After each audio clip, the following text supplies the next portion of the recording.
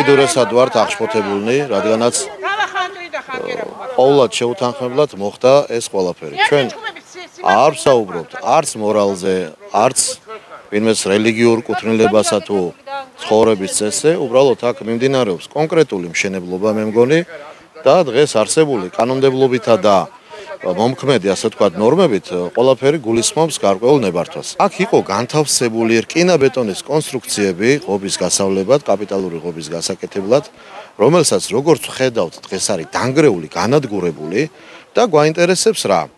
არ შევდივართ ვიღაცის ნებართვის, ასე ვთქვათ, განხილვაში, უბრალოდ გვაინტერესებს, ვინ მიიღო გადაწყვეტილება ამ არსებული რკინა-ბეტონის კონსტრუქციების დემონტაჟისა და განადგურების შესახებ. დანარჩენზე ვერაფერს ვერ მოგახსენებთ, იმიტომ რომ იმის განხილვაში ვერ შევალთ, კენაცო.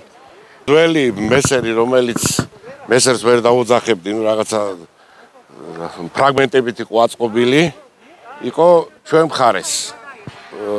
წითელი ხაზები გავავლე და წითელი ხაზები შიგნით იყო. მამაოსთან მივედით, უთხარით, რომ გვინდა რომ მესერი გავაკეთოთ.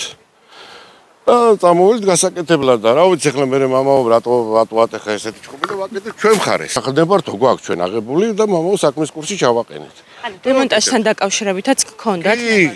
კი, ყველაფერთან ქონდა ნებართვა აღებული. დემონტაჟ ჩვენ მხარეს არის.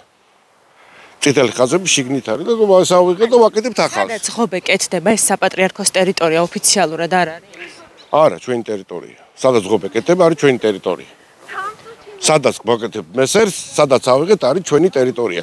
ჩვენი ტერიტორიიდან ავიღეთ, ეს საბორი იყო შიგნით შეწეული, არ ვიცი რატო. ეს ეთყობა კომუნისტების დროინდელია, მე როგორც ვიცი.